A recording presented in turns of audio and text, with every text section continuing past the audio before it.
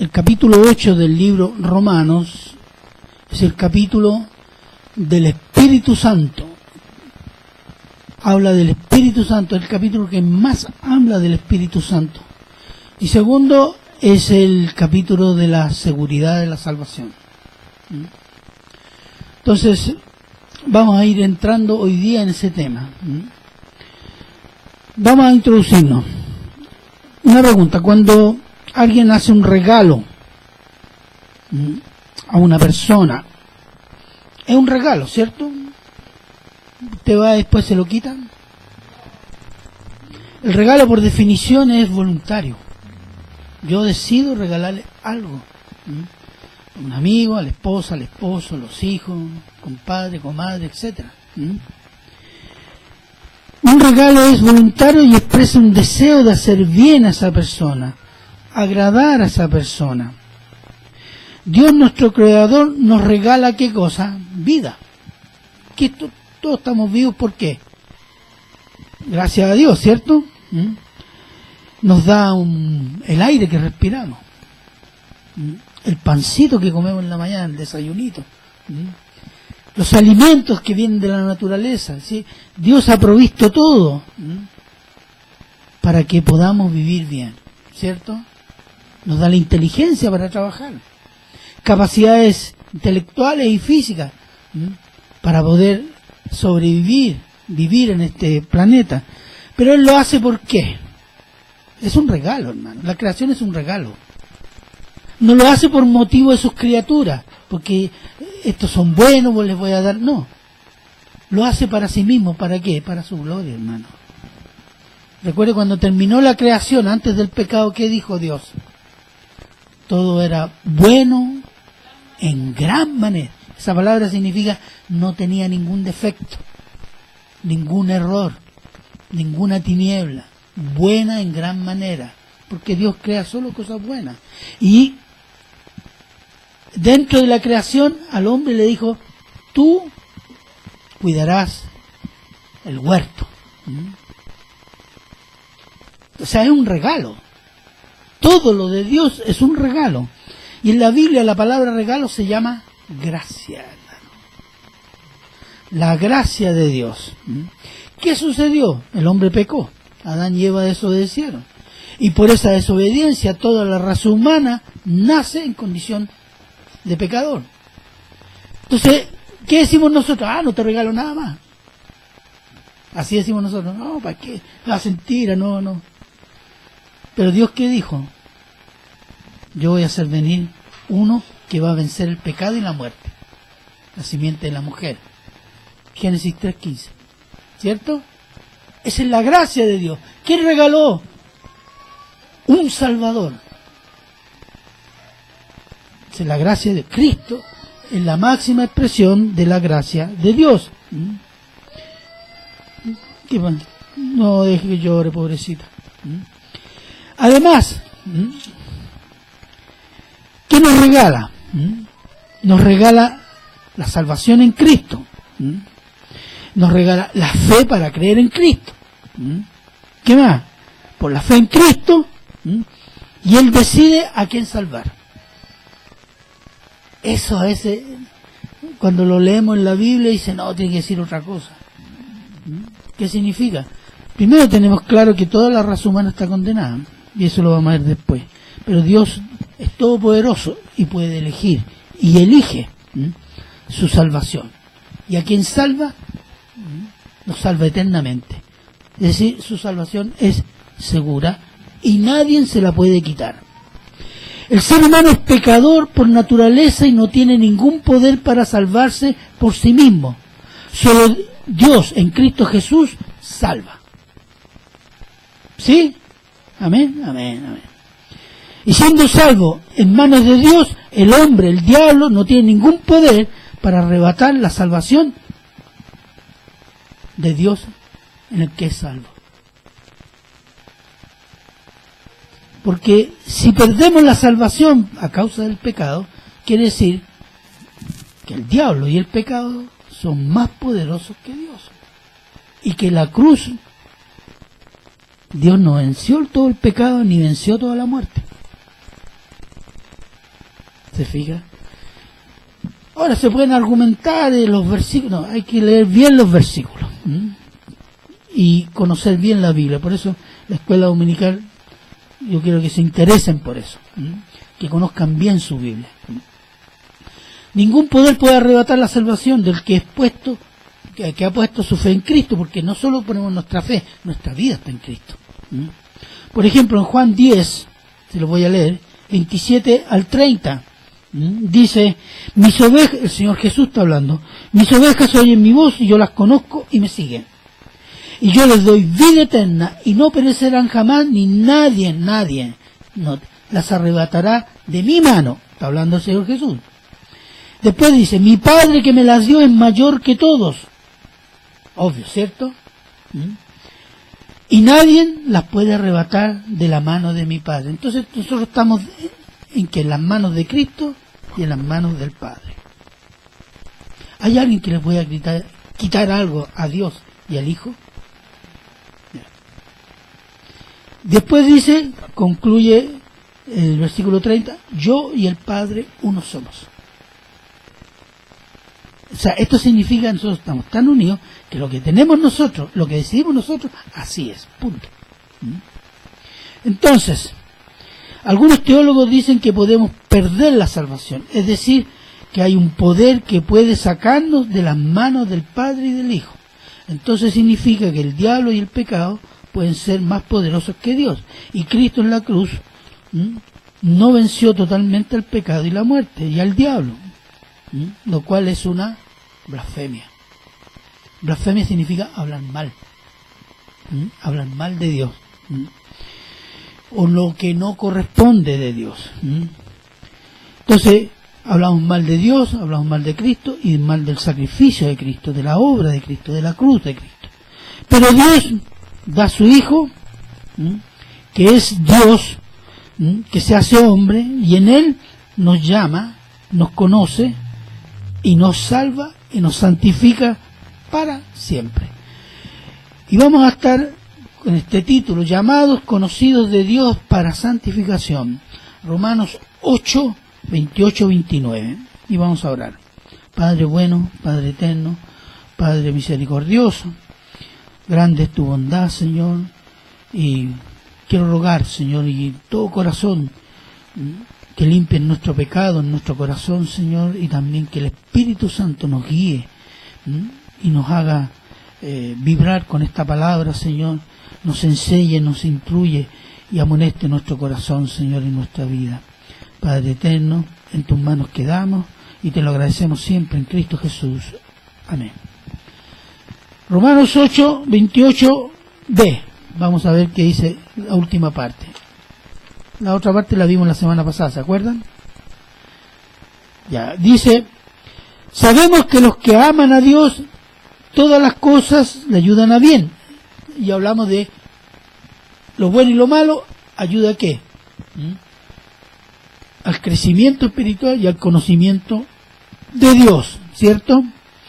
Después dice, esto es ¿a quién? A los que conforme a su propósito son llamados. Y vamos a comenzar de ahí. Llamados. Esta es una palabra importante. ¿Hay algún llamado aquí? ¿Somos todos llamados? Amén, amén, amén. ¿Sabe lo que significa llamado? Citados, convocados, atraídos. Entonces dice, y somos convocados, citados, atraídos según sus propósitos. No según, el Señor me llamó porque yo soy la muerte de bueno. Sí, pues pura muerte. Porque a veces en nuestro corazón pensamos que el Señor, sí, yo creo que me llamó por esto, porque yo tengo esto, tengo este otro. No soy tan malo en realidad. Soy muy católico. Y el problema es que yo se lo escuchaba a los evangélicos también.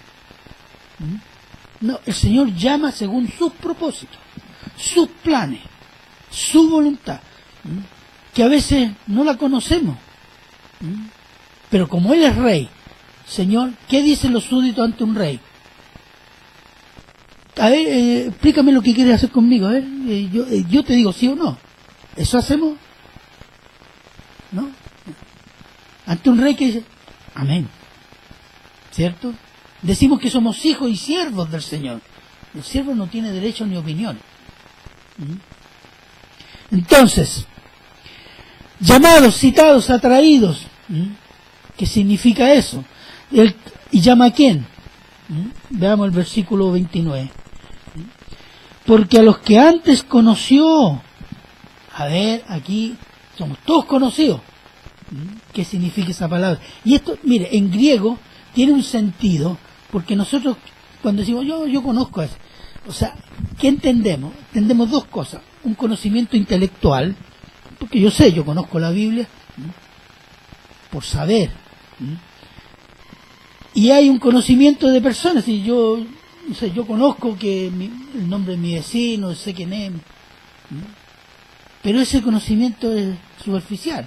Entonces nosotros decimos, no, conoces, yo sé quién es Cristo, conozco.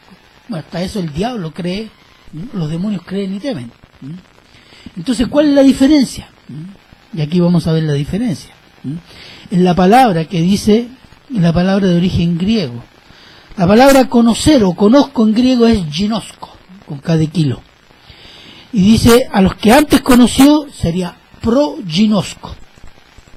Y en griego la palabra proginosko tiene el sentido de preordenar, elegir. Entonces, no, Dios conoce y sabe que este va a creer. No. El sentido griego es preordenar, elegir.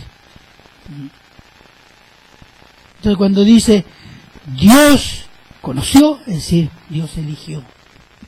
En griego ese es el significado. Además hay otro significado de la palabra conocer, de relación íntima. Por ejemplo, no sé, podríamos ver entre los versículos que tengo por aquí, Génesis 4.1. ¿Que alguien pueda estar ahí? Génesis 4.1.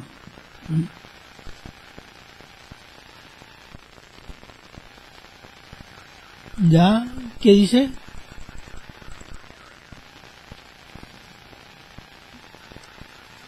¿Ya?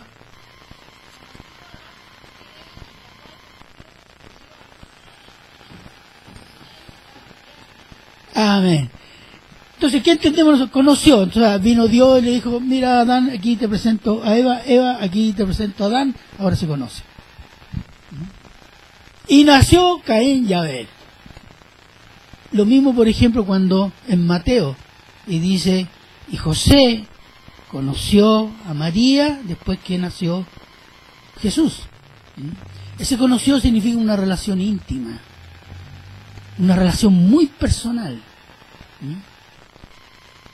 Entonces, en griego, ginosko significa elegir y tener una relación íntima.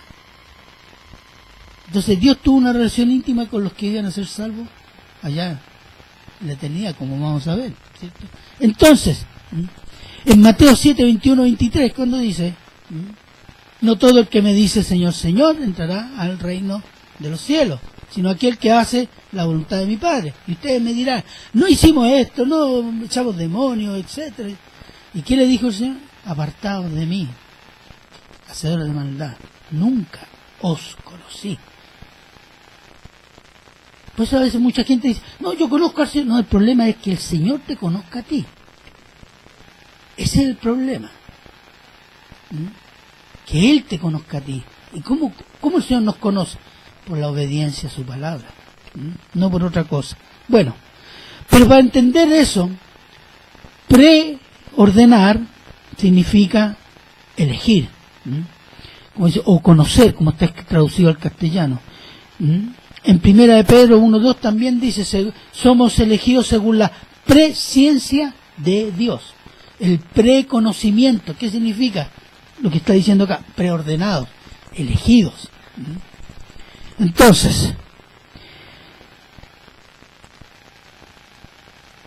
tenemos dos frases, ¿cierto? Llamados y conocidos, que significa elegidos. Entonces, en general, la doctrina porque esta es una doctrina que Dios elige para salvar, es muy rechazada en el ámbito cristiano, ¿saben? Incluso más se ha levantado un lema, el salvo siempre salvo, eso es del diablo. ¿Por qué? Porque el pecado puede hacer perder la salvación. Bueno, estamos diciendo que el pecado tiene poder más poder que la cruz. Entonces, no conocemos, primero, todos los pasajes que hablan de la seguridad de la salvación. Malinterpretamos otros pasajes que insinúan o se pueden interpretar como que la salvación se pierde. Y tercero, no discernimos las consecuencias de ese pensamiento de que la salvación se pierde. Estamos denostando la cruz de Cristo, hermano. Pero bueno, ¿cuál es el argumento? Que si Dios eligiera a algunos y no elige a otros, no es justo. Entonces Dios elige para salvar y elige para condenar.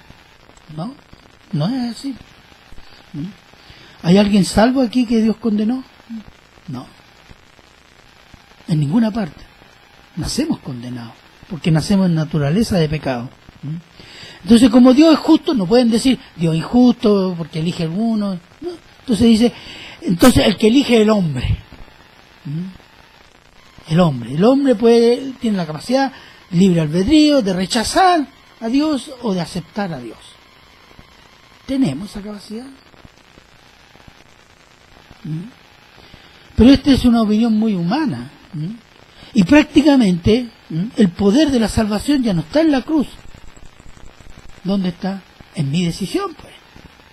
Yo puedo rechazar la cruz. No, si nosotros nacemos rechazando a Dios. ¿Cuál es la primera palabra que aprende una guagua? ¿Ya otra? No. Hasta con los gestos, lo primero que aprende, no. ¿Cierto? Bueno, ahí está. Esa es nuestra naturaleza. Y crecemos diciéndole no a Dios. Entonces, da el poder al hombre, que tenemos el poder de aceptarlo o rechazarlo. Yo le pregunto una cosa, nosotros tenemos muchas posibilidades de elegir. Por ejemplo, yo puedo elegir dónde vivir, ¿cierto? Según las posibilidades. Puedo elegir por qué candidato votar, ¿cierto? También, ¿cierto? Puedo elegir qué amistades frecuentar, qué iglesia participar, qué amigos tener, qué enemigos tener, etcétera. Puedo elegir esas cosas. Puedo ir a un supermercado entre los muchos supermercados y elegir una marca de arroz entre 20 marcas que hay. Y nadie me va a decir, eres injusto porque no entraste a todos los supermercados ni te compraste todas las marcas de arroz. ¿O no? Y nosotros que consideramos natural ese derecho a elección, que es obvio, ¿se lo negamos a Dios? No, no puede. No sería justo. ¿Se fija? Y Dios es el creador, ¿no? Dios decidió crearnos. Dios decidió crear. Dios decidió enviar a Jesús como Salvador ante el pecado del ser humano. Y nosotros somos criaturas y decimos, Dios, no puedes hacer eso, no sería justo. Qué arrogancia, ¿cierto? Pero a veces ni cuenta nos damos lo arrogante que somos. Y eso está transformado en una teología. Entonces, ¿cuál es la condición humana? Y lo dice la Biblia. Por ejemplo, alguien que pueda leer Génesis 6:5. Por favor. Aquí vamos a galopar en varios versículos. Porque no vale lo que se lo diga yo. Lo que es válido es lo que dice la Escritura, ¿no? De eso estamos hablando. Génesis 6:5. ¿Qué dice?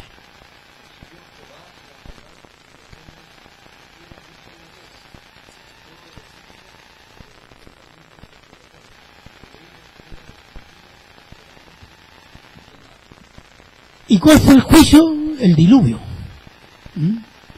Dice, los designios, los pensamientos del corazón. O sea, ¿está hablando de qué? Está hablando del corazón cuando habla de la mente y los sentimientos y su voluntad. O sea, todo dentro de él es solo maldad. Y acuérdense que el Señor Jesús dijo que antes que viniera Él, el mundo iba a estar como antes del diluvio. Estamos llegando a ese nivel, ¿no? Ya. Entonces, Romanos 3, 10, 12, cuando dice, como está escrito, refiriéndose a la raza humana, no hay justo ni aun uno, no hay quien entienda, no hay quien busque a Dios, todos se desviaron, a una se hicieron inútiles, no hay quien haga lo bueno, no hay ni siquiera uno. Es el diagnóstico de Dios, hermano. Este no es el diagnóstico de un pastor lleno de rabia. ¿Qué más dice? Muertos espiritualmente, somos muertos, nacemos muertos espiritualmente. Y los muertos espirituales son esclavos del pecado, por eso es la razón de la muerte. Romanos 6:20, te lo leo yo, lo tengo aquí a mano. Cuando dice, porque cuando erais esclavos del pecado, erais libres acerca de la justicia. Si cuando vivíamos en pecado sin Cristo, estábamos fuera de la justicia de Dios. Y después cuando somos de Dios, somos esclavos de ¿qué? De la justicia de Dios. El hombre es criatura, no es Dios. O es esclavo del pecado o es esclavo de la justicia de Dios. Pero en Cristo tenemos vida, se nos da vida por Cristo, por la fe en Cristo.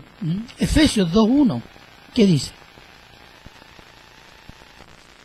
Estamos en el Nuevo Testamento, Efesios 2:1.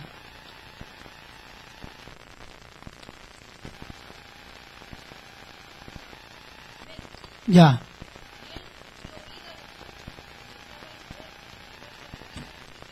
Amén, por gloria de Dios, ¿eh? Por Cristo nos da vida, por la fe en Cristo nos da vida nueva. ¿Cuándo? Cuando estamos muertos. Y los muertos no pueden elegir. Como decía un pastor, decía que siempre con esta discusión de que puede elegir, entonces le dijo, bueno, aquí hay un cadáver, póngale 100 kilos encima. Póngale 200 kilos. Entonces le dijo, pero ¿para qué si no va a reaccionar? Claro, porque está muerto. Igual. Sin Cristo nosotros estamos muertos a Dios. Como ese cadáver que no siente el peso del pecado. Porque está muerto. Y es esclavo del pecado. Siempre hay en Efesios 4:5.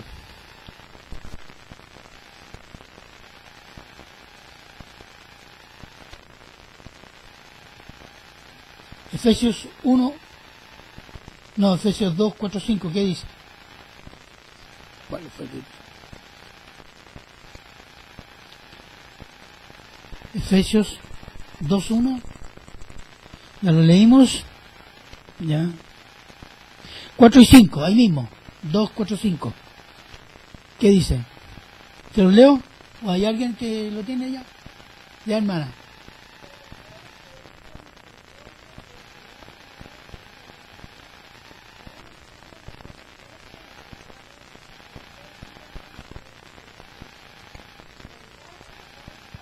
Eso es.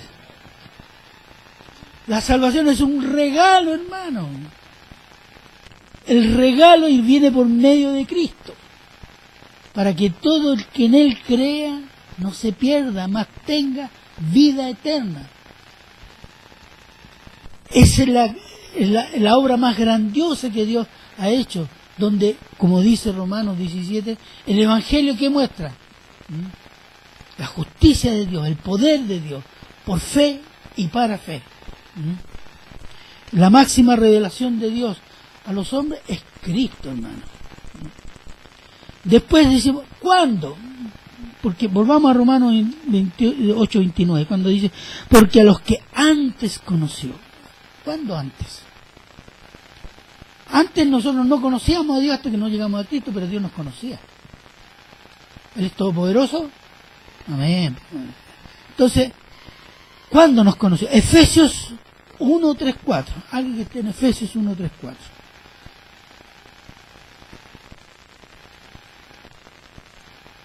Ya, ¿quién dijo amén? Ya, adelante.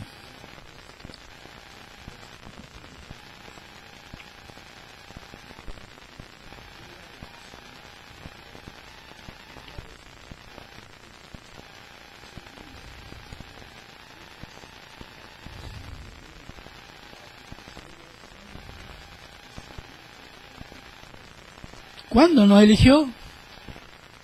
¿Cuál es la fecha que dice ahí? Ante la creación, hermano. Esa no es una invención teológica de algún pastor. Eso está en la Biblia. Hay otros pasajes que hablan de eso, pero este es el más claro. Dios nos escogió antes de la creación. ¿Por qué?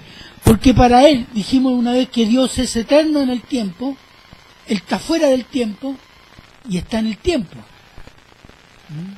¿Cómo se llama eso? Omnipresencia. Él está en el futuro y en el pasado, porque para Él no hay futuro, pasado, presente y futuro. Apocalipsis, que se lo revela, por ejemplo, al apóstol Juan, para Dios ya es. Como dice acá, nosotros ya estamos en el cielo para Él. Todos sus salvos. ¿Por qué? Porque Él nos conoció antes de la fundación del mundo, porque Él ya tenía todo en su mente y en su voluntad. Todo dispuesto. Así va a ser esto, así va a ser esto, así va a ser esto. A veces nosotros decimos, no, es que Dios como que perdió la onda. Dios tiene un plan A y por si acaso un plan B. No, Dios tiene un solo plan. Porque muchas veces pensamos, proyectamos la figura de Dios nuestras debilidades. Pensamos que Dios es como nosotros. ¿Cómo va a ser tan poderoso si no darle? No, debe ser así. ¿Por qué? Porque no lo entendemos. Entonces, como no lo entendemos, entonces no, aquí hay algo raro. No tiene que ser así. No, porque estamos midiendo a Dios con nuestra limitada mente. Y Dios es ilimitado. Y es un concepto que a veces, la palabra la entendemos, pero el concepto, que Dios es ilimitado, se nos revientan las neuronas. Entonces Dios puede haber elegido a los que Él iba a salvar, sí. ¿Eligió a Israel? Sí. Porque le dice, Israel, tú no eras el pueblo más, tú eres el pueblo más bajo. Yo te elegí. Entonces, cuando Dios elige, está en todo su derecho. Él tiene poder, la creación es suya. Entonces, tiene todo su derecho. Y cuando Dios me elige a mí, yo tengo ya la seguridad de salvación. Porque ¿quién le va a quitar algo a Dios? Así como yo no tuve poder para elegir a Dios, tampoco tengo poder para perder a Dios. Eso solo está en manos de Dios por medio de Jesucristo. Entonces, ¿decimos Dios es todopoderoso? Amén. La primera señal que creemos que Dios es todopoderoso, ¿sabe cuál es? Es creer en la creación de 6 días. ¿Qué dijo Dios? Sea la luz, sea el sol. ¿Con quién lo creó? Con su palabra. Otros dicen, no, que fue Dios y como que trabajó ahí la tierra y después falló, hizo este otro y ahí le fue achuntando. ¿No? El registro bíblico dice eso.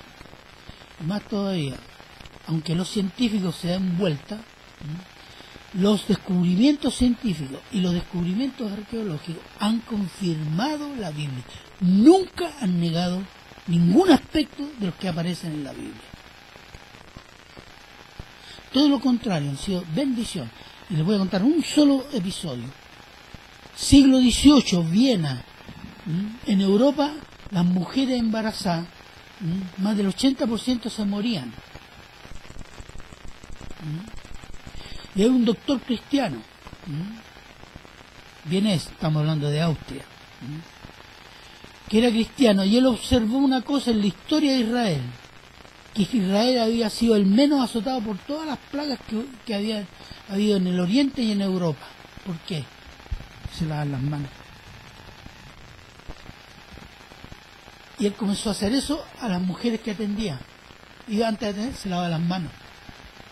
Y la mayoría de las mujeres que él atendía no morían. Porque ¿sabe cuál es el problema? Los médicos iban a hacer, ¿cómo se llama?, autopsias. Y después iban a atender a las mujeres. Llenaban de infecciones. ¿Y qué hacía él? Sí, hacía lo posible, se lavaba las manos. Cuando dijo esto, lo declaró, se rieron de él. Hoy día, ¿qué hacen los médicos? ¿Qué recomiendan?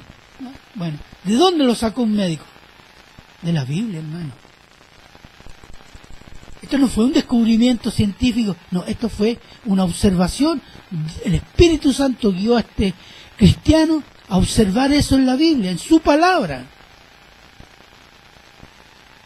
¿Pero qué institución médica ha reconocido eso? Ninguna. ¿Por qué? Porque tendrían que reconocer que la Biblia tiene la razón. Y si tiene la razón en eso, puede tener razón en muchas cosas. Entonces dice, no, ahí no va. Bueno, eso como ejemplo nomás. Hay muchos más, muchos más. Bueno, entonces, Romanos 8:29 dice, porque los que antes conoció, también los predestinó. ¿Qué significa predestinar? Vamos a ver, la palabra, y esto es importante, la palabra griega es afirmativa categórica y da un entendimiento más correcto. Predestinó en griego es kai proorisen. ¿A qué le suena ese proorisen? Proorisen. Cambia la O por la I. Prioricen. Exactamente. De ahí viene. ¿Y prooricen qué significa? O kai prooricen. Los destinados anticipadamente. Eso significa. Los destinados, es decir, tienen el propósito anticipado para esto. Yo los elegí para esto. ¿Y cuál es el propósito? Versículo 29 dice, para que fuesen hechos conforme a la imagen de su Hijo. Para el propósito, y habla de propósito, que fueran hechos, que seamos hechos conforme o adquieran la forma, eso es, de su Hijo Jesucristo. Ser la copia de Cristo, la copia pequeña. Usted sabe que en Antioquía de Siria, donde se formó la primera iglesia cristiana, mayoría gentil, porque hasta ese momento eran todas judías, donde sirvió el apóstol Pablo y donde ahí salió a misionar las 3 misiones, los 3 viajes, fue en ese lugar que a los cristianos a los creyentes se les llamó cristianos. Y era un poco despectivo, porque era decirle pequeño Cristo. Y de eso se trata, hermano. Ser como Cristo, como nuestro hermano mayor, como nuestro Señor, como nuestro Salvador, ser parecido a Él. ¿Qué significa? Significa santificación. Cristo es santo. Fue santo antes de ir a la cruz. La resurrección demostró que Él era santo y sigue viviendo en completa santidad, ya manifestada, glorificada. Entonces, cuando dice ser como Cristo, sé santo. Y ser santo no es reglas. No te dejes crecer el pelo, no te pongas pantalones. Si no te pones corbata, estamos mal, estamos en pecado. No. Ser santo es querer ser como Cristo. El carácter, es un tema de carácter, hermano. Un tema de carácter. Y se lo voy a mostrar. Primero, Dios quiere que su pueblo sea santo.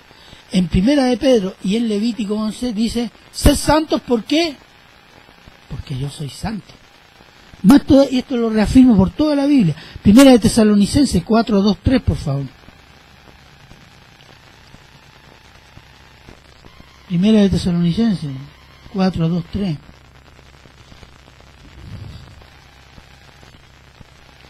¿Qué dice?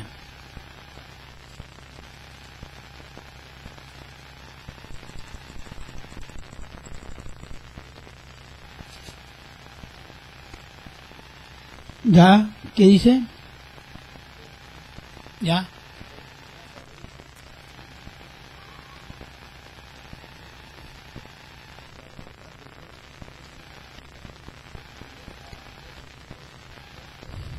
Exactamente. Ahí nomás. ¿Ya?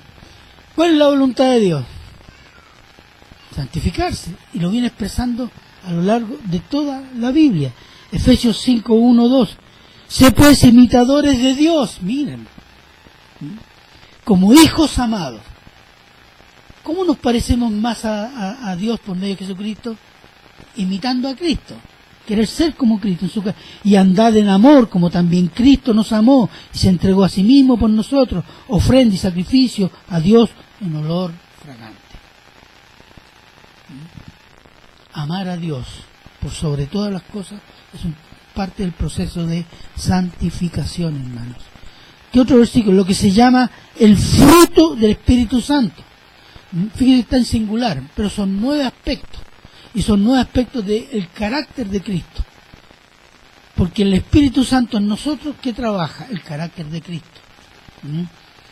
Vamos a Gálatas 5, 22, 23.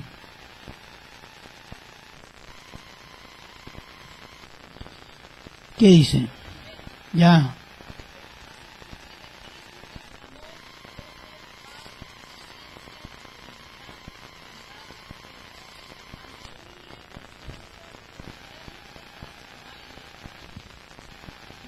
Eso es.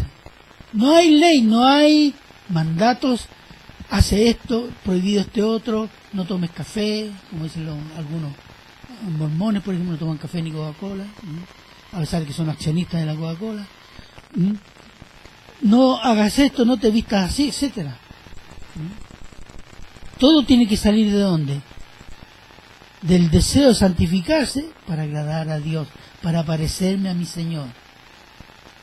Entonces después ya no va a estar, no es necesaria una ley, porque yo voy a vivir una vida y vestirme una vida de apariencia decorosa para la gloria de Dios. Entonces mientras no crecemos en eso, vamos a necesitar reglas, y las reglas no nos sirven, no nos hacen crecer. Otro versículo. Este proceso se completará con la venida del Señor Jesús. ¿Cuál es el proceso? El proceso de santidad, hermano. Después voy a explicar cuando... Filipenses 3, 20, 21. Si alguien puede estar ahí, por favor. Filipenses 3, 20, 21.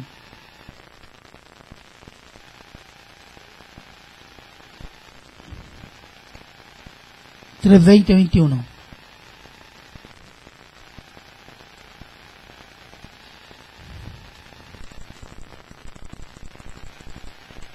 ¿Ya?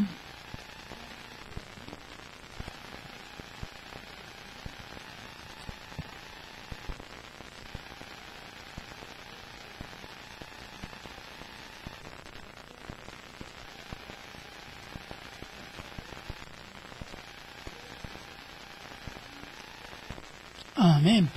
¿Qué esperamos? La resurrección, y nos dará un cuerpo semejante a la gloria de Cristo. ¿Qué significa eso? Un cuerpo sin el pecado, que el cuerpo que tenemos ahora.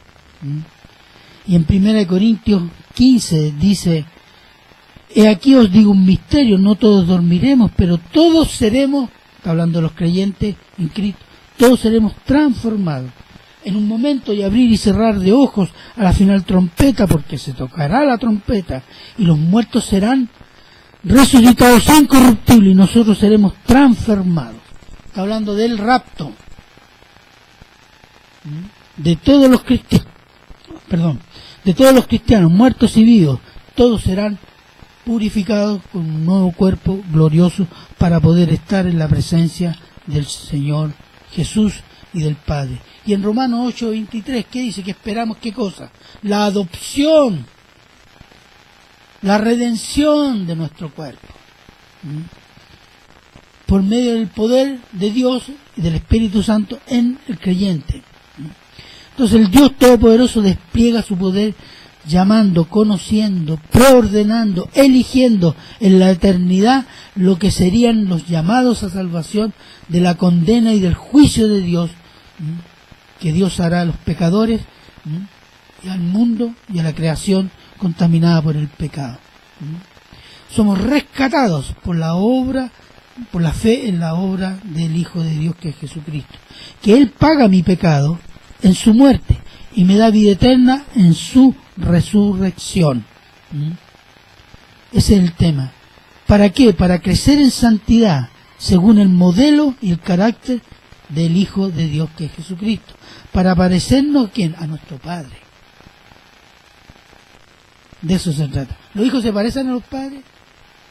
¿Cierto? Hay algunos que son la foto del padre o de la madre.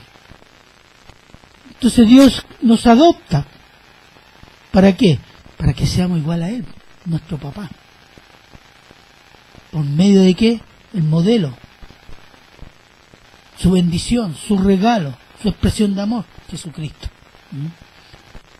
Entonces, ¿qué más dice? Y me da vida eterna en su resurrección, para crecer en santidad, según el modelo y el carácter del Hijo de Dios, para parecernos a nuestro Padre, Creador y Redentor. Los que morimos como cristianos seremos despertados con cuerpo nuevo, para vivir eternamente ante la gloria potente y refulgente de nuestro Creador y del Hijo. Porque la gloria de Dios es el reflejo luminoso de todo el bien que es Dios.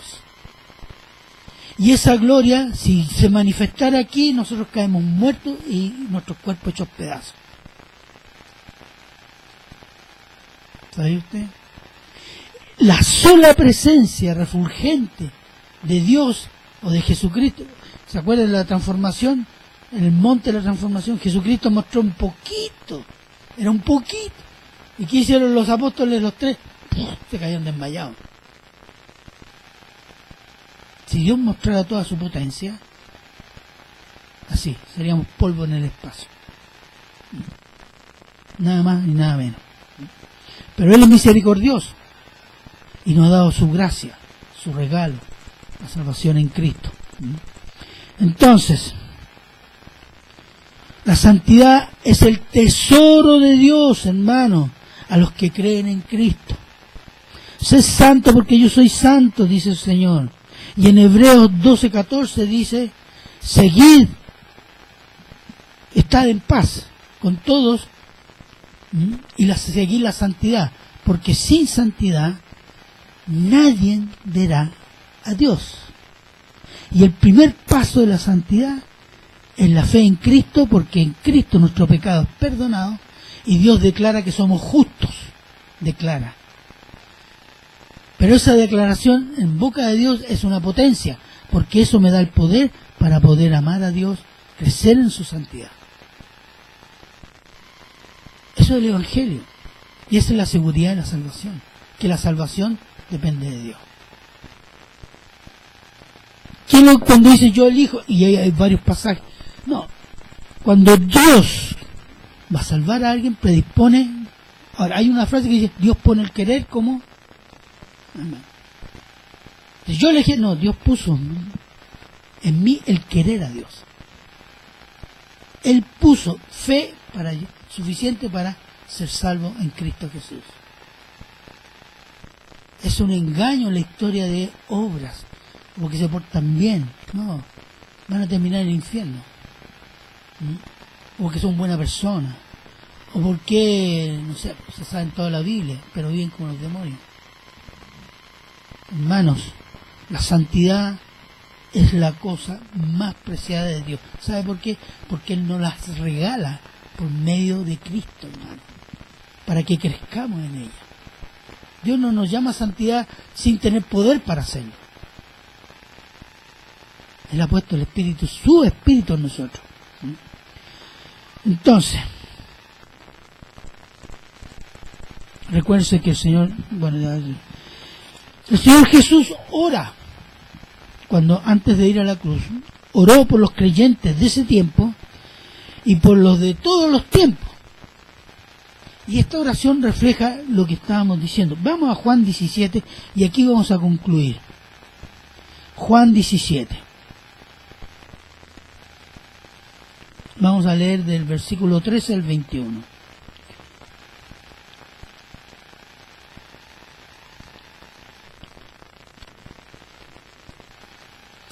Juan 17, del 13.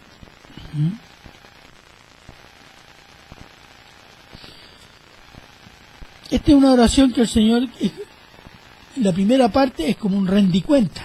Señor, yo he hecho lo, etcétera, etcétera. Y ahora viene una petición por los que han creído y los que van a creer en Cristo. Eso nos incluye a nosotros y todas las iglesias que vinieron después de la muerte, resurrección y ascensión del Señor Jesús. Cuando dice, pero ahora voy a ti y hablo esto en el mundo para que tengan mi gozo cumplido en sí mismo, hablando de los discípulos. Yo les he dado tu palabra y el mundo los aborreció, porque no son del mundo, pero tampoco yo soy del mundo. No ruego que los quites del mundo, sino que los guardes del mal. No son del mundo, como tampoco yo soy del mundo. Santifícalos en tu... ¿Qué dice? ¿Y qué es lo que es la verdad? Tu palabra es verdad. Obedecer la palabra, amar la palabra, conocer, etcétera, etcétera. Después sigo. Como tú me enviaste al mundo, así yo los he enviado al mundo. ¿Vamos al mundo a qué? A dar testimonio de Cristo, de palabra y de hecho, ¿cierto? Y dice, como tú me enviaste al mundo, así yo los he enviado al mundo y por ellos yo me santifico. Es decir, la obra de la cruz, ¿eh? Dice, yo me santifico, perdón, ¿dónde estoy? A mí mismo, para que también ellos sean santificados en la verdad. Ya sabemos que la verdad es la palabra. Mas no ruego solamente por esto, y aquí estamos nosotros, sino también por todos los que han de creer en mí por la palabra de ellos. ¿Usted cree esta palabra de los discípulos, los apóstoles? Entonces Dios, Señor Jesús, ha intercedido y está intercediendo por nosotros. Para que todos sean uno, como tú, oh Padre, en mí y yo en ti, que también ellos sean uno en nosotros, hablando del Padre y del Hijo, para que el mundo crea que tú me enviaste. Les leo hasta el 24. La gloria que me diste yo les he dado, para que sean uno, así como nosotros somos uno. Yo en ellos, tú en mí, para que sean perfectos en unidad, para que el mundo conozca que tú me enviaste y que los has amado a ellos como también a mí me has amado. Este versículo lo usan los ecuménicos. Unamos, puro amor, esta cuestión para qué va a ser doctrina. Y usan este versículo. Pero este versículo no está diciendo lo que ellos dicen. Este versículo está diciendo que la unidad, ¿dónde nace? De la comunión con el Padre y el Hijo. Y si no hay comunión con el Padre y el Hijo, no hay unidad entre los hermanos. Eso es lo que está diciendo. Pues dice, que sean unidos a ti, como yo a ti, ellos a mí y a ti, para que ellos puedan ser uno. Ser unidos como hijos de Dios. Después dice, y les leo el 24, Padre, aquellos que me has dado, quiero que donde yo estoy, también ellos estén conmigo, para que vean mi gloria que me has dado, porque me has amado desde antes de la fundación del mundo. Él les pide, yo quiero que estén conmigo, vean mi gloria, participar de la gloria de Dios y del Hijo. Estamos destinados a eso, hermano, por la fe en Cristo y por el poder del Espíritu Santo que vive en nosotros. Es la promesa que está ¿dónde? En su palabra. Esta no es palabra de hombre. Vamos a dejar hasta aquí porque daba mucho más. Sigue el versículo. Pero sí, hermano, mire, cuando la intención de la escuela dominical